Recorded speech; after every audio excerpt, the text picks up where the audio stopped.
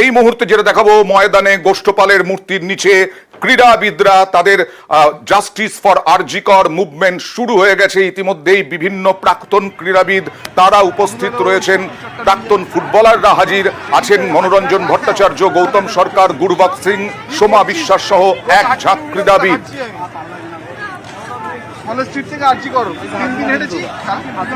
আপনারা দেখছেন সেই ছবি। এরই মধ্যে ক্রীড়াবিদদের নিয়ে মুভমেন্ট শুরু। কথা বলবো প্রতিনিধি পারাদীপের সঙ্গে। পারাদীপ, কারা কারা আছেন?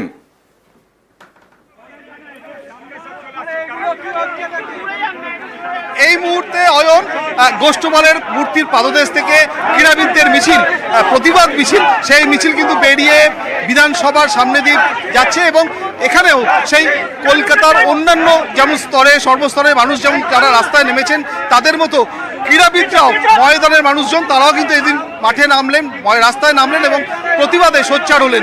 এখানে একদিকে যেমন ক্রীড়াবিদরা রয়েছেন, আমি ক্রীড়াবিদদের সঙ্গে এবার কথা বলবো। আজকে আমরা সমস্ত খেলোয়াড়রা এখানে এক হয়েছি, কেন খেলোয়াড়রা সমস্ত অন্যায়ের বিরুদ্ধে সবসময় লড়াই করে। আমরা খেলোয়াড়রা লড়াই করার জন্য সবসময় পাশে আছি। এত বড় অন্যায় কাজ হয়েছে একটি বোনের সাথে, এ মানা যায় না। মানে চরম অপদার্থতা আমি বলবো। আমাদের রাজ্যে এরকম কেন হবে? আমি চাই এর কোনো ভাষা নেই।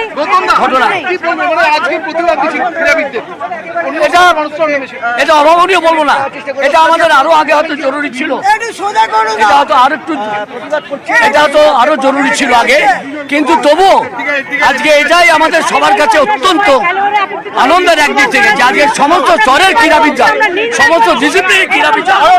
তুমি শুনলে এখানে গৌতম সরকার, মনোরঞ্জন ভট্টাচার্য, ভাস্কর গঙ্গোপাধ্যায় তারা যেমন আছেন, তাদের পাশাপাশি শুধুমাত্র ফুটবলাররা নয়, অন্যান্য সেক্টরের অর্থাৎ ক্রীড়াবিদ যারা, সোমা বিশ্বাস রয়েছেন সুমিত মুখোপাধ্যায় রয়েছেন, দিব্যেন্দু বড়ুয়া তারাও রয়েছেন।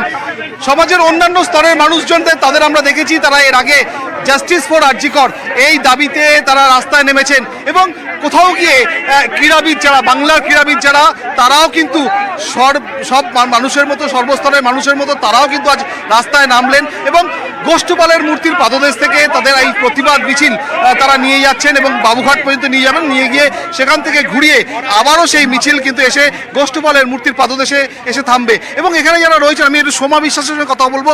সোমা বিশ্বাস এই মিছিলের অন্যতম উদ্যোক্তা।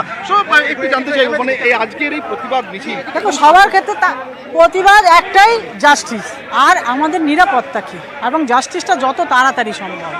মানুষের তো আর ধৈর্যের সীমা রাখতে পারবে না, এরপরে মানুষ সবাই বসে তখন নামবে।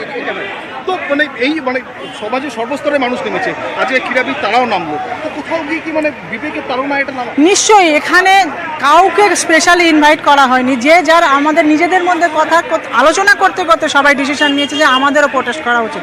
শুধু আমাদের তোমাদের বলে ব্যাপার না, এখানে মানে মানুষের বিবেকের তাড়নায় আসা উচিত এবং সবাই বিবেকের তাড়নাতেই এসছে। সৌরভ গঙ্গোপাধ্যায় ইনভাইট করেছিলেন? দেখুন, আমি বলেছি আমরা এখানে কাউকে কোনো ইনভাইটেশন করিনি, সবাই যে যার বিবেকের তাড়নায় এসছে। এখানে কিন্তু বারে বারে একটা প্রত্যাশা ছিল যে প্রিন্স অফ ক্যালকাটা বাবা, বাংলার আইকন সৌরভ গঙ্গোপাধ্যায় তিনিও এই মিছিলে হাঁটবেন, এমন একটা প্রত্যাশা তৈরি হয়েছিল এবং শেষ পর্যন্ত এখানে যারা আছেন তারাও কিন্তু আশা নিয়ে এসেছিলেন যে সৌরভ গঙ্গোপাধ্যায়, বাংলার অন্যান্য ক্রীড়াবিদ তারা যেমন হাঁটছেন, সেখানে গৌতম সরকারের মতো প্রবাদপ্রতিম ফুটবলার রয়েছেন ভাস্কর গঙ্গোপাধ্যায় রয়েছেন, দিব্যেন্দু বড়ুয়া রয়েছেন, সোমা বিশ্বাস। কিন্তু কোথাও গিয়ে আশা করা হয়েছিল, প্রত্যাশা করা হয়েছিল সৌরভ গঙ্গোপাধ্যায় তিনিও আসবেন, কিন্তু এখনো অবধি মিছিল প্রায় অর্ধেক রাস্তা কাউকে আমন্ত্রণ জানানো হয়নি, সবাই নিজে থেকে এসেছেন, আলোচনা করে এসেছেন। আর এই মিছিল যাচ্ছে, শুরু হয়েছে। এই মিছিলে ক্রীড়াবিদরা রয়েছেন, প্রাক্তন ক্রীড়াবিদরাও রয়েছেন, সবাই নিজের বিবেকের তাড়নায় এসেছেন বলে জানালেন সোমা বিশ্বাস। দেখছেন সেই ছবি, গোষ্ঠপালের মূর্তির নিচ থেকে শুরু হলো ক্রীড়াবিদদের মিছিল।